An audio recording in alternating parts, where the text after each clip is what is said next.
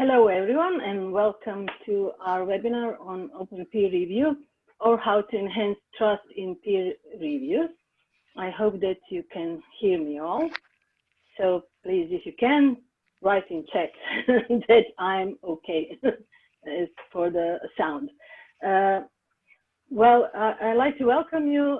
This webinar is organized by Croatian chapter of EASE and by Croatian Association for Scholarly Communication. And it is intended for a celebration of Peer Review Week, which is being held this week, as you know. And in the focus of this Peer Review Week is trust in peer review.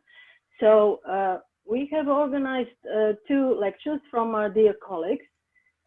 First, Professor Jadranka from University of Zadar and Institute Ruđer Bošković. She is a member of EASE Council of Croatian Association for Scholarly Communication Board and Hrčak Advisory Board. Hrčak is a Croatian portal of scientific journals. So hello, Jadranka. And hello. Good afternoon. Hello.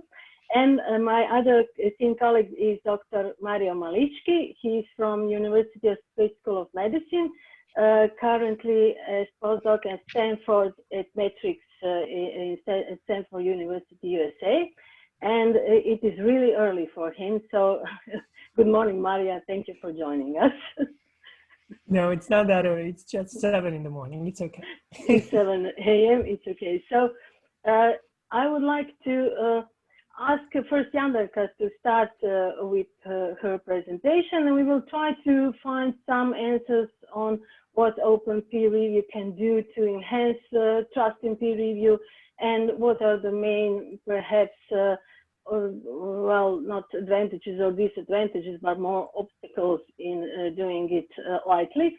And Mario will later show us some examples from his own experience as an editor of the journal.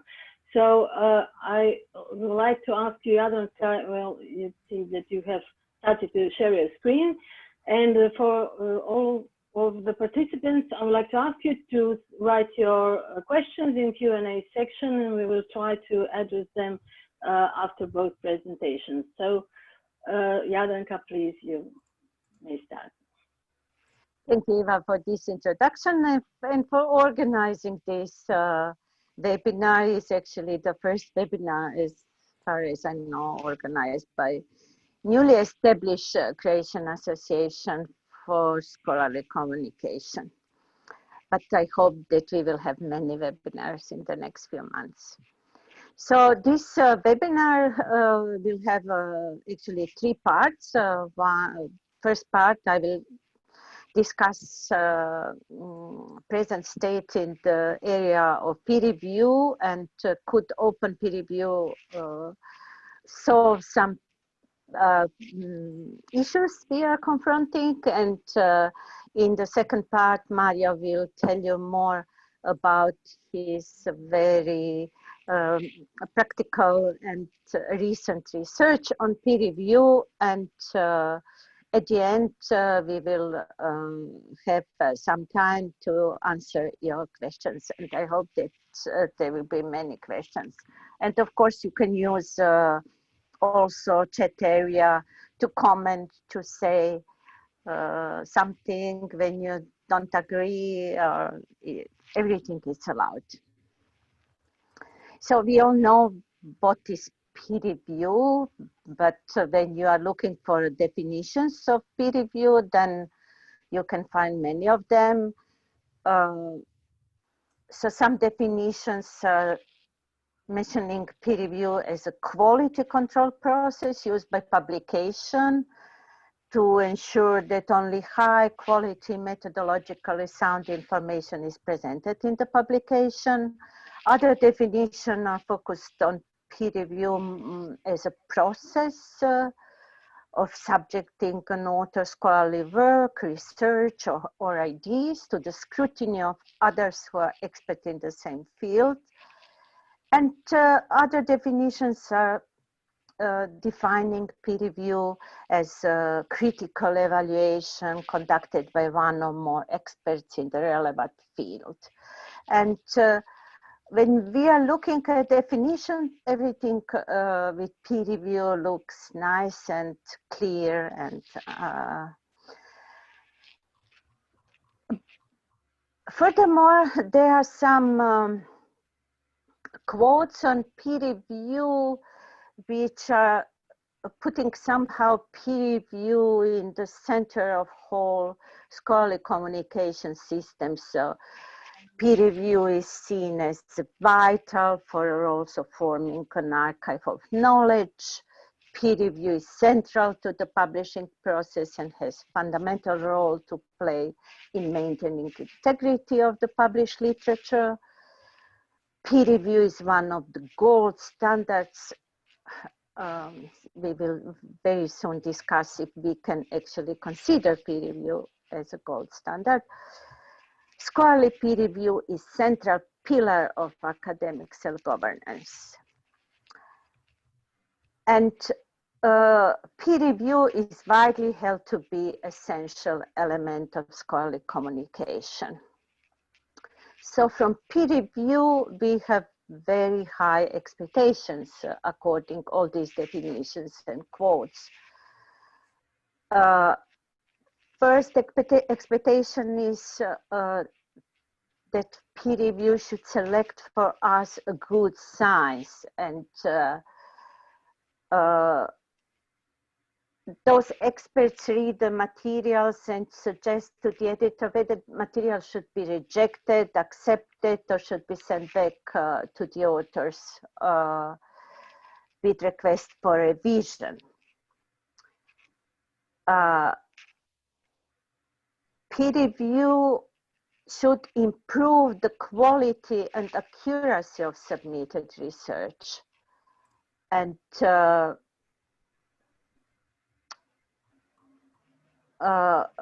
it's expected from the reviewers that their feedback is very constructive, and that as a reviewer, they genuinely contribute to the work and improve it.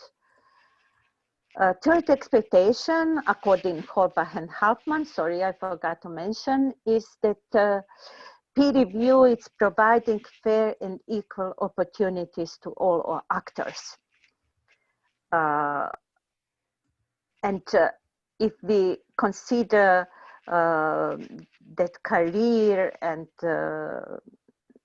scholarly advancement often depends on the publication in peer-reviewed journals, many expect that peer review process is fair and that offers equal opportunities to all actors.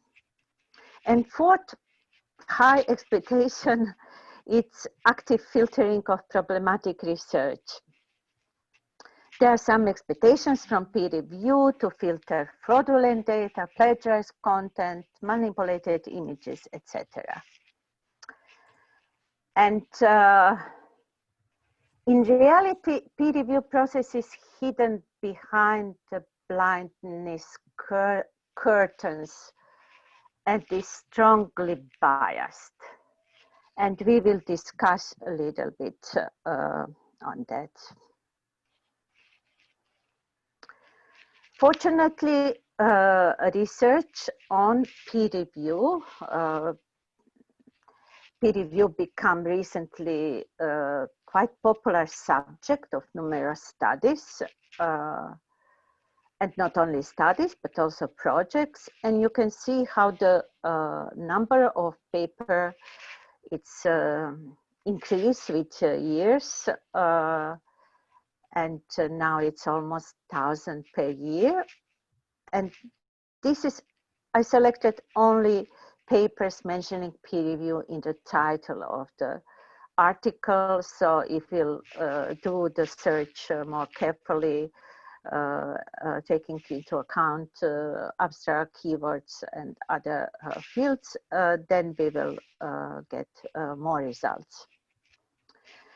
Also, some projects I took part for a few years. Now this project is finished. PEERE, New Frontiers of Peer Review, which was intended to improve efficiency, transparency, and accountability of peer review through transdisciplinary, cross-sectorial collaboration. And it was really the project, chair of the project was Flaminio Squazzoni from, then was University of Brescia, now Flaminio changed affiliation, but it was really nice to work with colleagues on research on peer review. And all these studies, which I show you on the previous graph, shows that first, peer reviewers don't agree much. So according to study done on almost 2,000 articles, a very small portion of the articles where two reviewers agreed. So to be reviewed as an author looks sometimes as a lottery, because you, for example, got one very positive review, one very negative review, and it depends on the third reviewer what will be decision on acceptance or rejection. And actually some statistical knowledge proves that if we would like to have statistically relevant opinion from reviewers, then we should have at least 7 to 8 reviewers per paper, and that's not realistic at all. Also, reviewers don't reliably select highly cited articles, according to Bormann and Daniel paper in Angewandte Chemie. Peer review is not effective in detecting errors and fraud, and there were some research that papers with implemented errors intentionally were sent to peer reviewers, and the results showed that from 8 errors, majority of most of the reviewers detected only 2. So rigorous peer review has not prevented publication of fraudulent science, even in the most prestigious journals. And if you are following the Traction Watch, you can witness and find the proofs of this fact every day almost. Research also shows that peer review is expensive, and also one reason that is expensive because it's closed, and author usually after negative after rejection send the article to second journal, then to third, and so sometimes one article, when it's finally published, it's previously peer reviewed by maybe 10 reviewers. It's biased, it's unreliable, and open to abuse. But it's one of the main issues of peer review, that it's slow, and we are witnessing big delays in in the duration of the review process.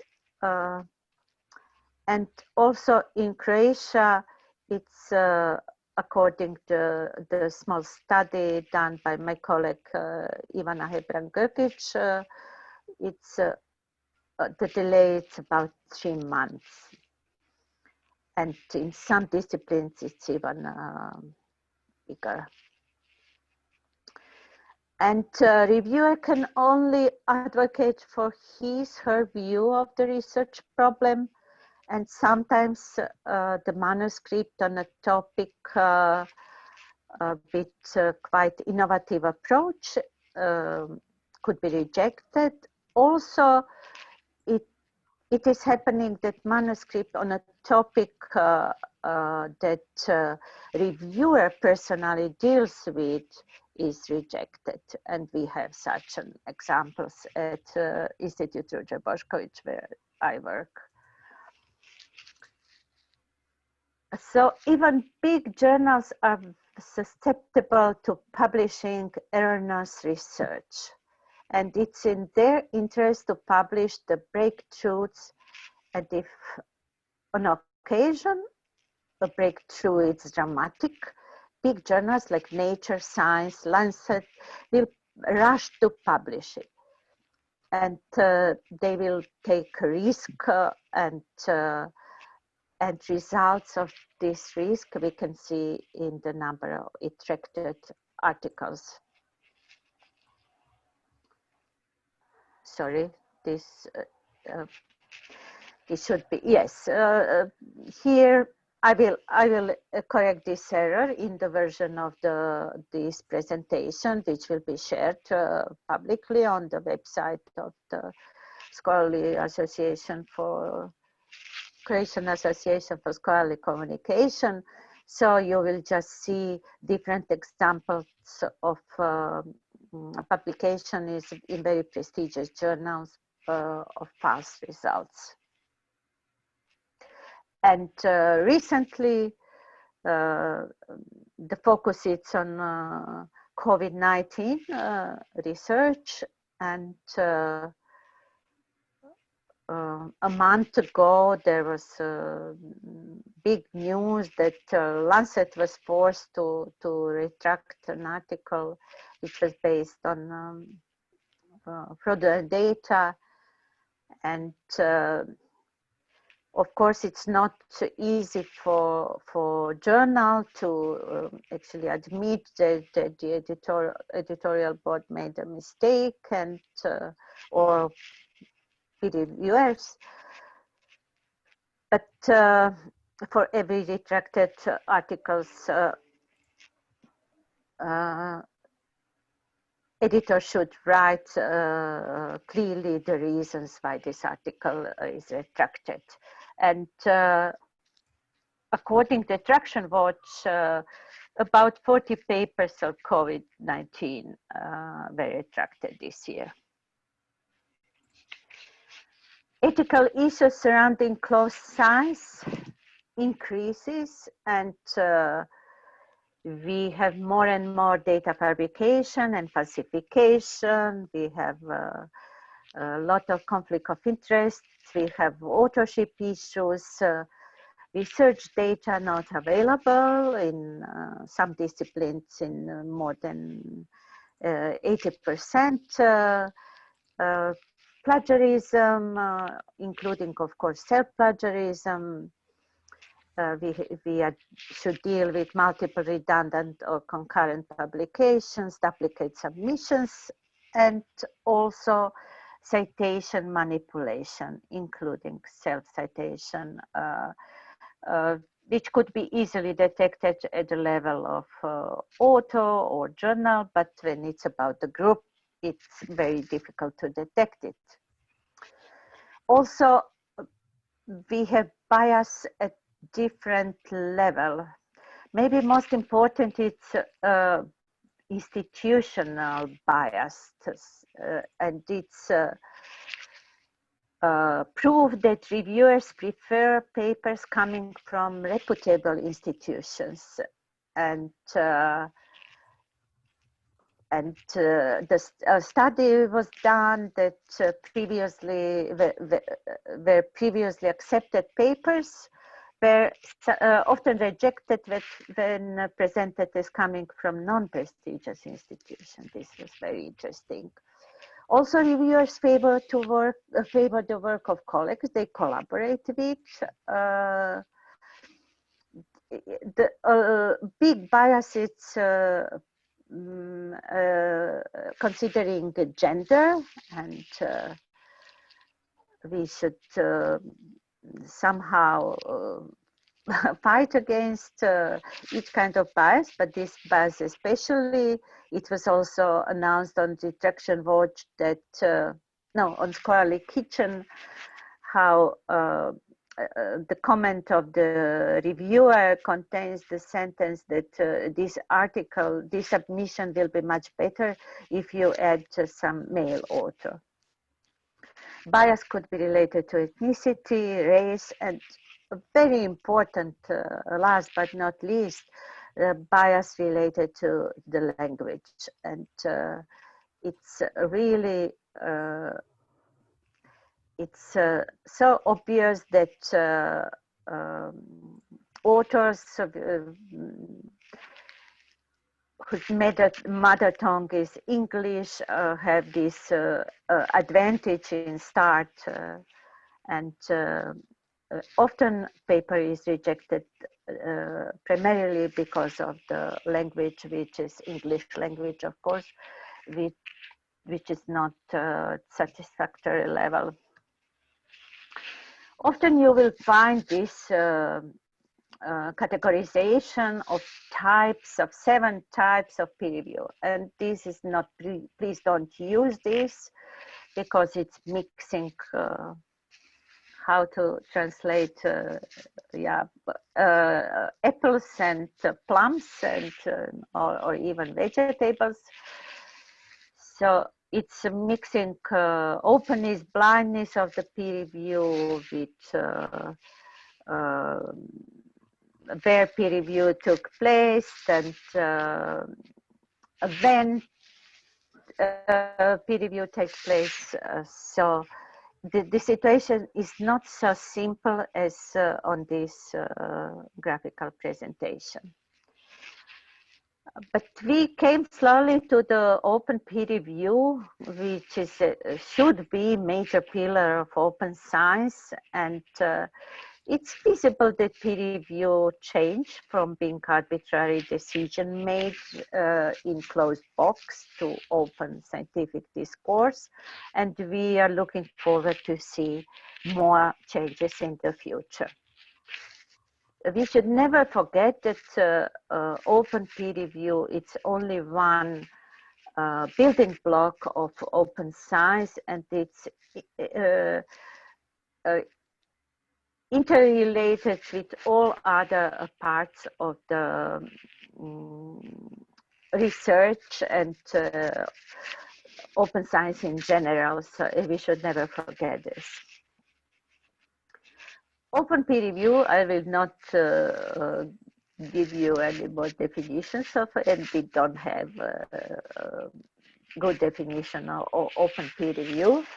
So what are characteristics of open peer review? That author is actively participating, reviewer publish his review publicly, public comments, and editor is usually decides if the article will be accepted or rejected. And what we also have is peer review before publication, but we also have in the open peer review world, peer review after publication. And here are some examples of the journals practicing open peer review, some of them for quite a long time, and some of them adapted these practices recently. Open peer review, it's a universal assessment. 2 or 3 experts do review, but then everyone can participate with their comments, critiques, and suggestions. Also ensure somehow life after first publications.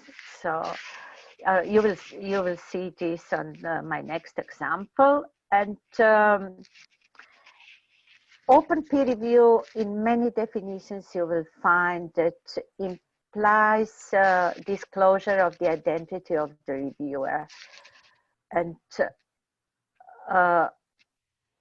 actually, I don't share this opinion that it's unavoidable to disclose identity of the reviewer.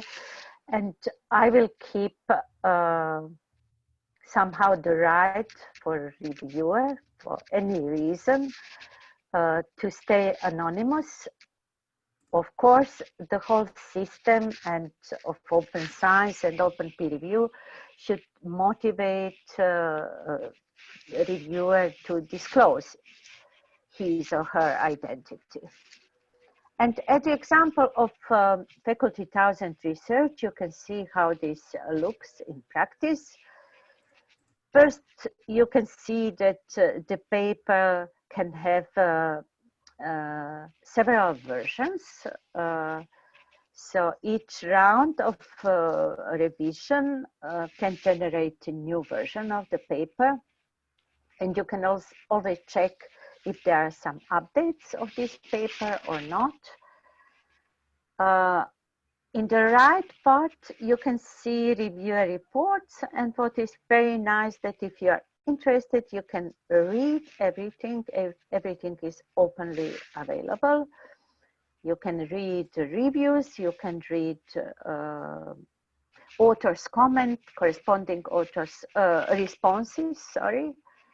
And it's really nice how everything is transparent. And sometimes this discussion between reviewers and authors it's very interesting. It's very civilized because it's open. And but could be really useful, especially for young researchers looking for mistakes they can avoid, and looking for the methodology, how will the paper be evaluated in the future. And it's really nice. Of course, it's possible also to comment this article, and you can see that this article has 12 comments, not from reviewers, but from community. Benefits of open peer review are various. Reviewer comments put paper in the context, which is useful additional information for readers. The bias among reviewers is reduced. Reviews are more constructive. Published reports can serve as peer review examples for young researchers, but they can also serve for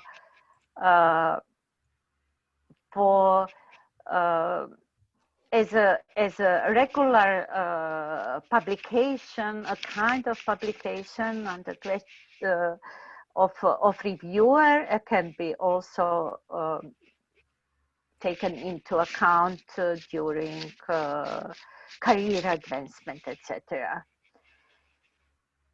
Open peer review shows reviewers' informed opinion on the work, demonstrates experience of the reviewer.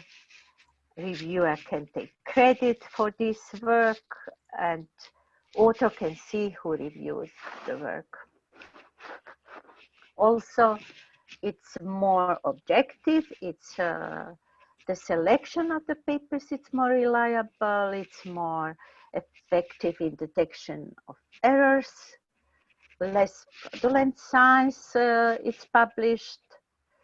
And yes, I already mentioned that can positively affect the reviewer's reputation. And reviewers are more motivated, and Nature example shows that actually 40% of reviewers are willing to disclose their identities. Anthony Ross-Hellauer did several studies on open peer review, and he defined the so-called taxonomy on open peer review, or 7 traits or 7 characteristics of open peer review. And he divided this in open identities. Both author and reviewers authors and reviewers' identities are disclosed. Open reports, which is must in open peer review. Reports must be publicly available. Open participation, the wider community is able to contribute. Open interaction, which means direct discussion between authors and reviewers. and could be also, this can also be moderated by editor, but it's important that reviewer and author can discuss. Open peer review manuscripts. What it's important that in open peer review, manuscripts are made immediately available, of course, with the notice that this is not peer reviewed yet, that it's under peer review, and some phase of peer review process could be marked. The fifth Tony Strait is open final version commenting, and also very interesting seventh open platform, because review can be decoupled from publishing and facilitated but completely different organizational entity than the publisher, for example, of journal. I apologize, Jadranka. Yes, I know that I have yes, it's 30. I'm at the end. So we should consider peer review as a very complex process with many different layers. So when we are considering open peer review, we should also take into account that we can open identities, comments, reviews, who is reviewing, who is commenting, when peer review takes place, when is manuscript or paper available. So, and we can do mixture of several layers in the our aim to have some kind of open peer review implemented. Threats are of course present, and according to Croatian editors, only 7% strongly believe that open peer review would enhance peer review quality. They are much more positive, and it's about encouraging discussions or yes, it's important also to mention that many of them think that more than half think that open peer review can endanger objectivity. And I will finish with this slide. What journal editors can do to improve peer review process. If, of course, we don't expect from each journal to implement open peer review just quickly. It should be very process which is and there is a need to consider all possible threats or benefits.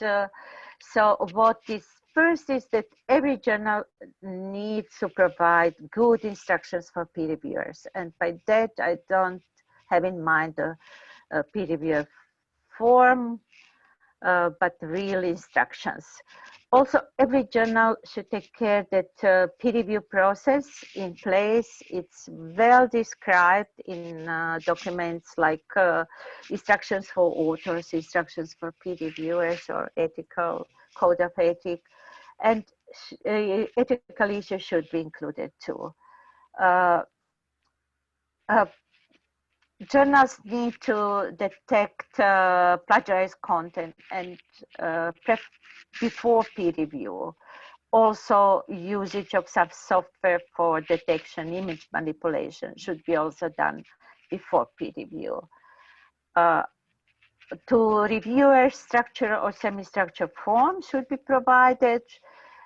It's good to start some experiment with open peer review.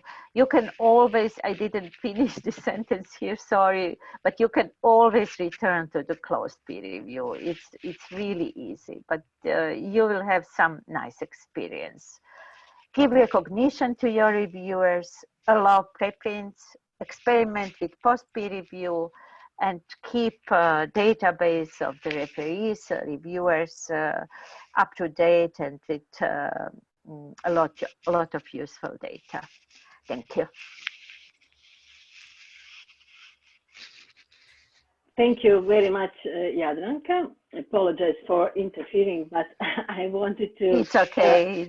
To leave some time for Mario to present his work in the journal. He's a co-editor-in-chief of Research Integrity and Peer Review, and he has a good example of how open peer review can be done in the journal. So I just want to ask the participants once more to write your questions in Q&A section, so we will address them later. Thank you. And Mario, please share your screen with us. Thank you.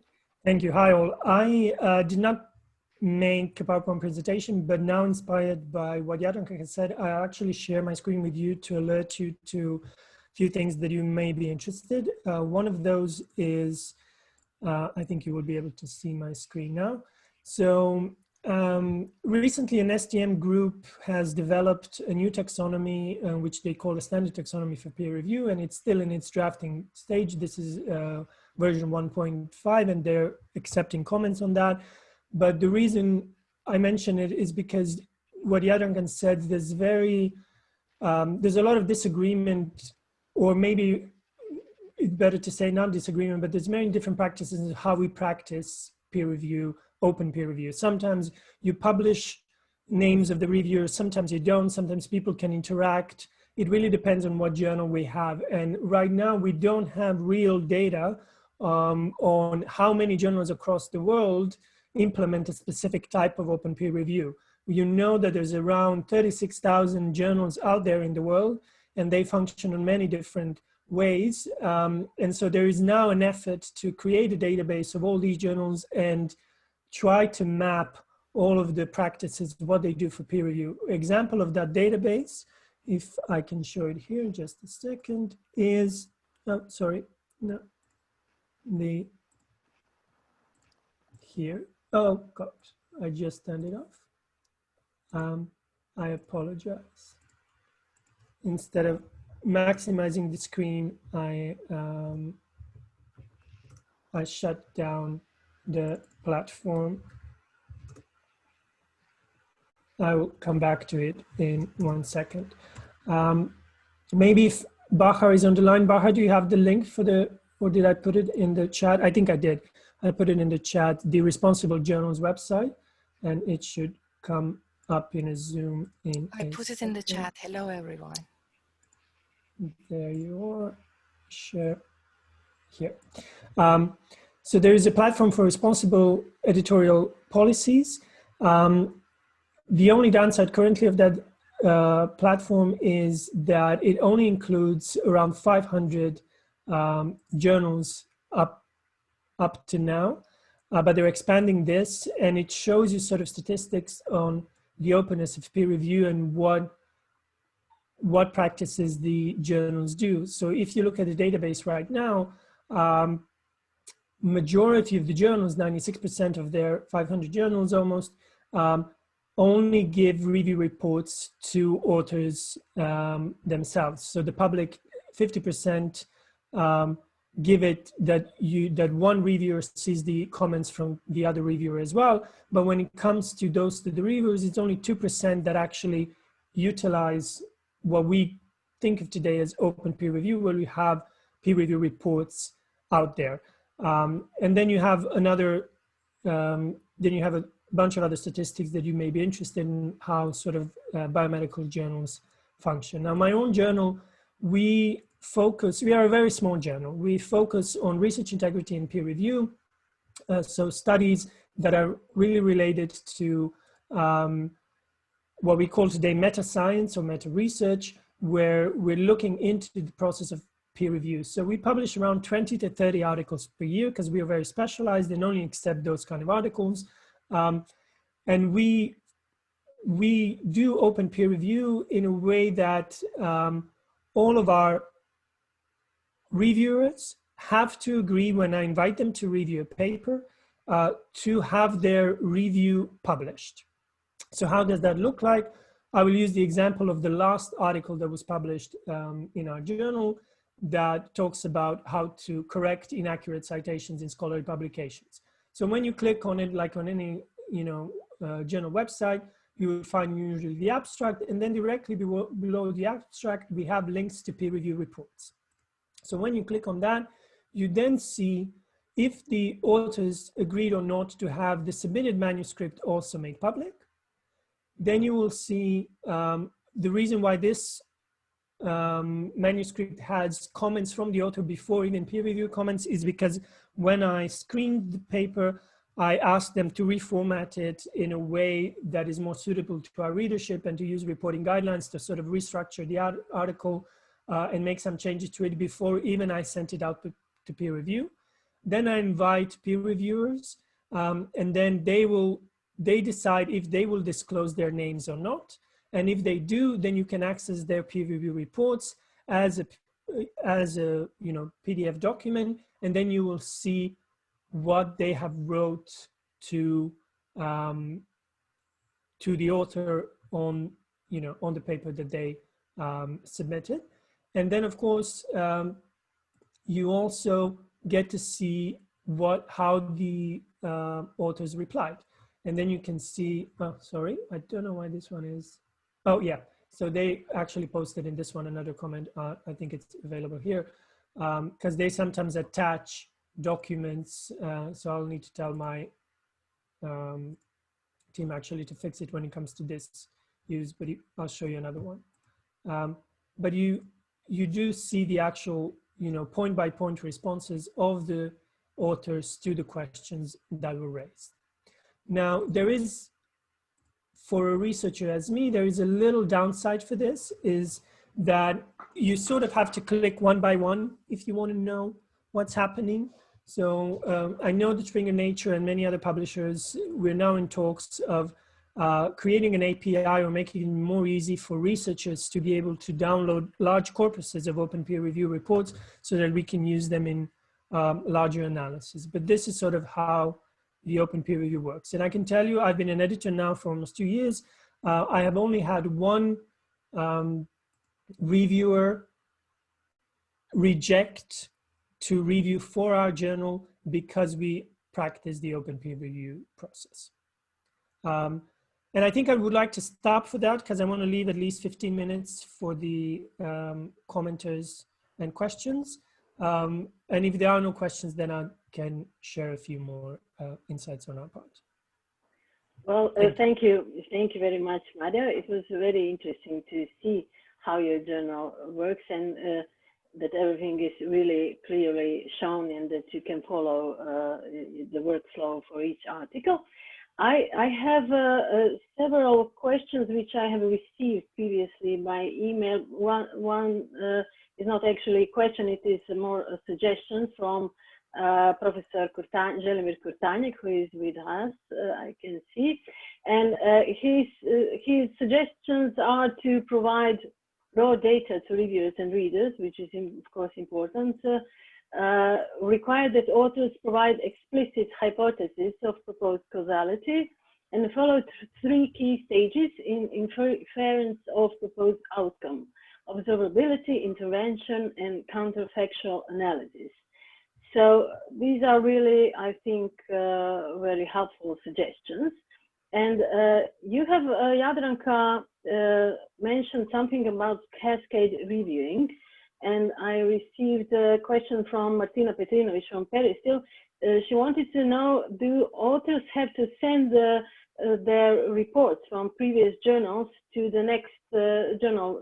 Should they, follow that workflow, or what do you think? What is your opinion on that? Yeah, it's very simple and very difficult question. So it would be actually, from ethical perspective, it would be nice just to save time to editorial board of the next journal and peer reviewers of the next journal. But we should be aware that at the same time, if we are rejected at the first journal and we send a reviewer's comment asking for rejection, actually then we are lowering our chances to be, so ethically from the perspective of open science ethics, it would be really desirable to, and maybe the editorial board would appreciate it, but from personal perspective, it's a little bit risky. But I can also tell you an example that happened to my journal.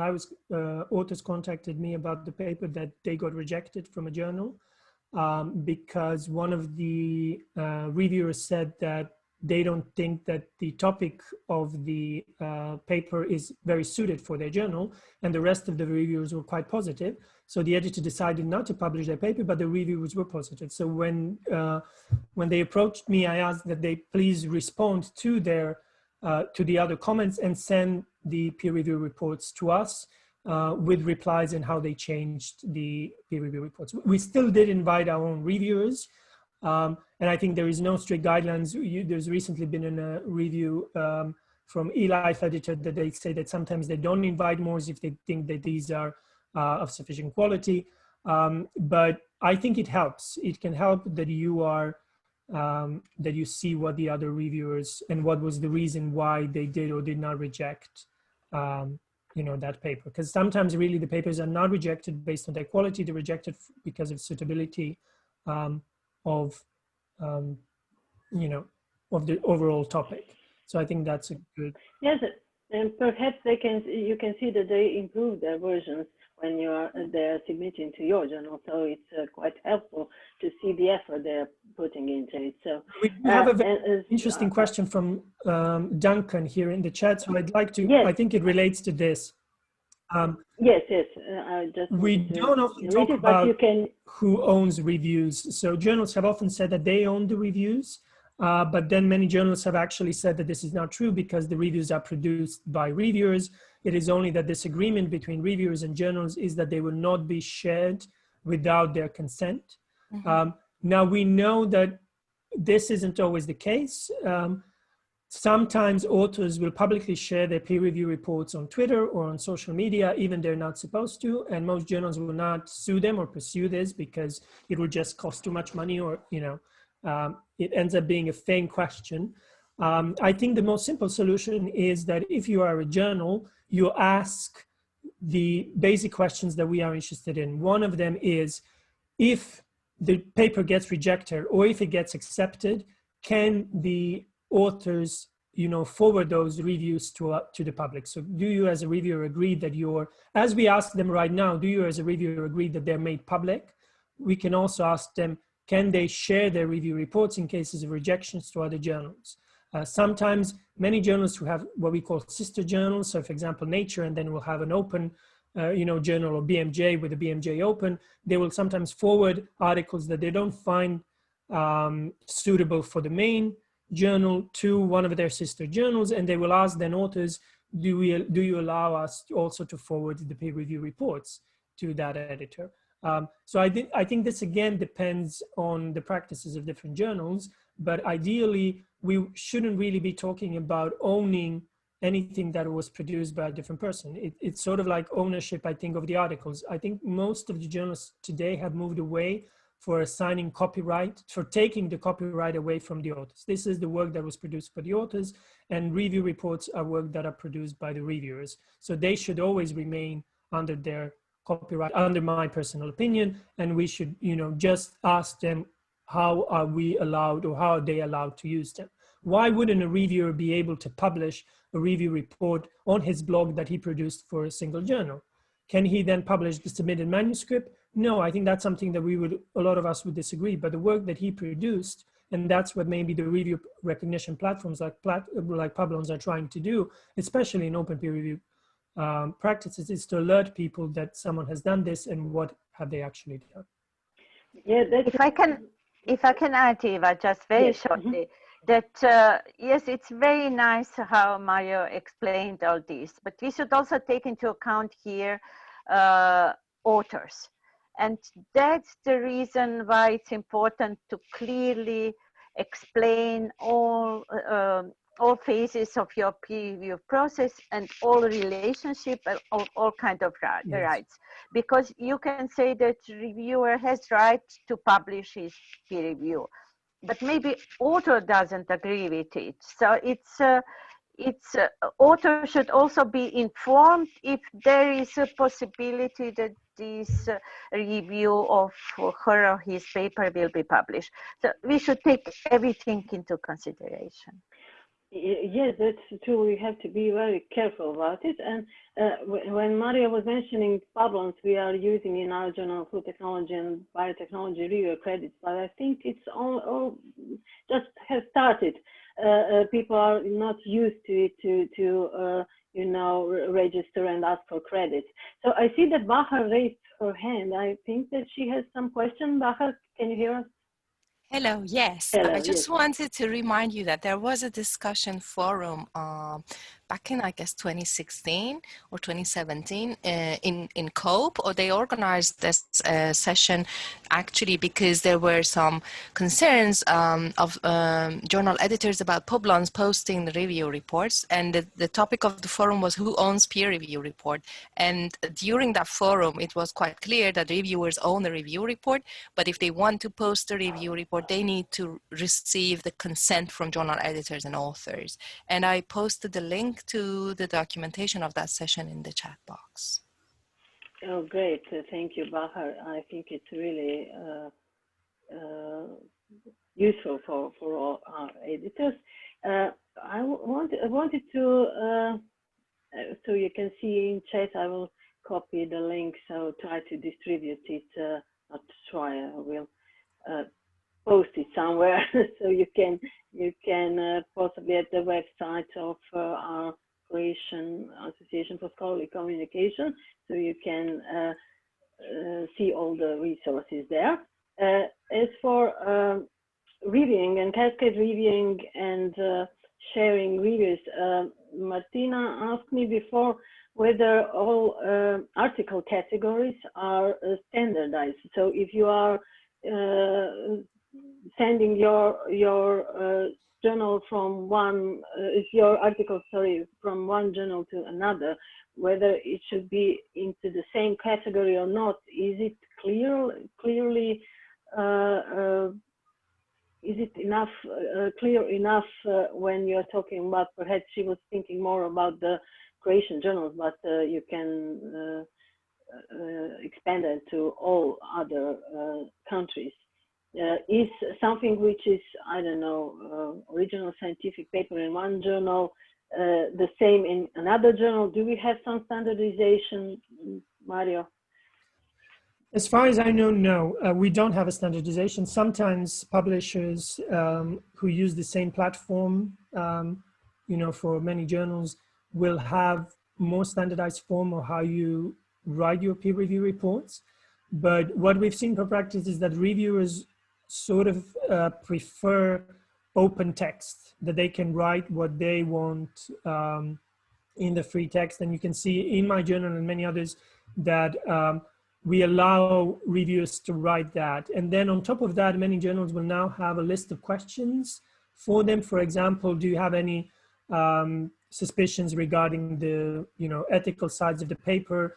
Do you think that the English language was of good enough quality? Do you think that you need an external statistician? Were you able to review the statistics of the paper and things like that? Sort of a yes or no questions on top of the open peer review reports. And most journals, as far as I believe, also have a box that is usually called confidential comments to the editor, where even in open peer review practices, reviewers are allowed to post some comments to the editors that they know will not be sent to the authors. And in my journal, I can't give you statistics that I haven't counted it, but on top of my head, I would say around 10% or 15% of reviews that I get, reviewers will write a private comment to me.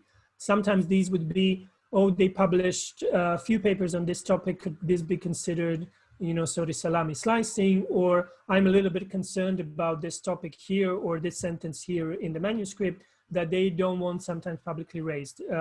We actually, Bahar knows this, we proposed the research question to analyze this on a larger set of journals and practices to see, do people, when they write open peer review reports and when they use these confidential comments, what do they raise? What are they not comfortable raising publicly to the authors? And I think once we have this research, we'll be able to talk about it a bit more. Yeah, thank you. Well, I was wondering, Jadranka, you mentioned something about the cost of peer review, and I'm not sure whether costs for open peer review and peer review are different. But do you think that the process should be different regarding technical and financial resources, with perhaps that limiting factor for not introducing more open peer review? What do you think about that? Thank you, Eva. Yes, the cost of closed peer review, it's much higher, and there are several reasons for that. Yes, if you take a reviewer's time, then open peer review will take probably a little bit, some percentage more time than closed peer review, because a reviewer will take care how this review looks like, because it will be open later on. But if you take into account multiple, all the efforts put in these multiple reviews in several journals, and also if you take into account that open peer review will be used, will be read, instead of this one when the effort is almost the same and it will be read only by author and editor and nobody else. So it's a kind of wasted time. Well, yeah, thank you for that comment. I was wondering, Mario, Martina asked something about choosing reviewers, whether you have to just rely on associate and full professors, or perhaps sometimes I experienced it also, postdocs and even PhD students sometimes can, you know, give you more insight into the article. What are your experiences in your journal? Is it harder to find the reviewers for openly peer-reviewed journal? As we function exclusively as open peer review, and as I said, in my 2 years as an editor, I only had once a case when a reviewer rejected to review because of our policy of open peer review. So I wouldn't say it is more difficult to find them, but it could be specific for the, you know, the research on peer review. I think a lot of people who are researching peer review are in favor of open peer reviews. So maybe it is a little bit easier for my journal, but I can tell you that that I don't search for reviewers just based on the people who I know, or that I know that have, you know, through other people. I often use either Publons or Google Scholar or Web of Science to look at who recently published a paper on this topic, and if I like, you know, sort of that paper, then I often try to invite them as a third reviewer on top of the two people that I know, to see would they be a potential candidate to review, you know, for me in the future. So I will always check sort of who's new out there, and that means that sometimes PhD students and postdocs, and even those that I know that are PhD students that work for some labs, I will invite them as well, because sometimes young researchers will have opinions on things that you know, a senior researcher may not have considered, especially if they're working on that. Regarding that, I only had once also a case when a young researcher told me that they still feel not ready at that stage of their career to judge other people's work. So I got once a rejection from a young researcher that published a very beautiful paper actually on plagiarism. And then I thought this would be an interesting person to invite, you know, to review for my journal. And then they say that they're really just a young author, having only published 3 papers so far, and that they're not yet that comfortable with giving their opinion. And I think that's where we see, I know there's not a lot of training schools how to conduct peer review, but you see on one side that discrepancy that you as a researcher, an author, you're very willing to stand behind your words in a paper that you publish, but less likely to share maybe your expertise with, you know, the public in writing those peer review reports. And I think this is also something that is intriguing. When does a person become confident to review or provide judgment on other people's work? But I don't want to keep you because we're sort of ending. Yeah, yes, we are. Yeah, thank you for that valuable comment. Just a quick answer from Jadranka, Ksenia Bazarić. ask what do you think, why journal editors in Croatia are still against open peer review?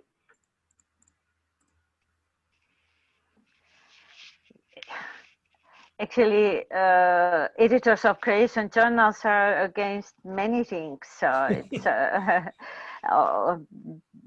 many of them are not ready to describe their peer review policy at all. So we have really less than half of the journals with instructions for peer reviewers and with peer review policy describing instructions for authors and other documents. So I think that we need to educate. We are very closed and small research community, and we know everyone knows everyone, and I think that we should discuss more on implementation of open peer review in Croatia, and I'm sure that we will find journals ready to open the door for open peer review. It can only improve the quality of the journal, and yes, I'm aware that we will have some other issues on the table when peer review will be completely open globally, but then we will be in much better situation than we are now. But in defense, I'm a Croatian as well, and in defense of Croatian editors, I would like to just say one thing. If you've followed the recent Lancet scandals with retractions, there are also journals that are unwilling to disclose who their reviewers are. And I think the part of reason is a humane reason that we put a blame on journals if they allow a paper to be published that ends up being retracted, because it implies that their peer review process was not up to the quality that we would expect. And when you do publish your peer review reports, and when you allow the public to make judgments on me as an editor or anyone else, have I invited actually the experts for this? Because if my experts put their name and then someone looks at their publication record, they may decide, oh, this person is not an expert, so why would I consider their opinion to be there?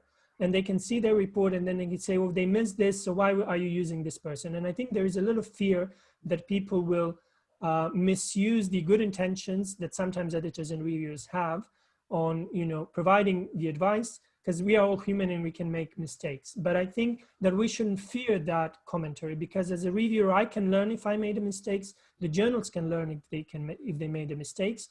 And only by making this open, we will be more willing to acknowledge that. Hiding behind, closed peer reviews doesn't really help us. When we look at any other quality assessment system in the world, we sort of expect to know who is it that is making those judgments for us. If you review can place fly and who gives them permits, that is usually a very known group of people who decide, even for clinical trials and things, you have a list of people who have decided that this drug can be put on the market. When it comes to journals, we don't treat peer review with the same quality assurance standards, because it's very hard to do that and demand the same level of quality for all journals out there. And I think that's where a lot of this comes from.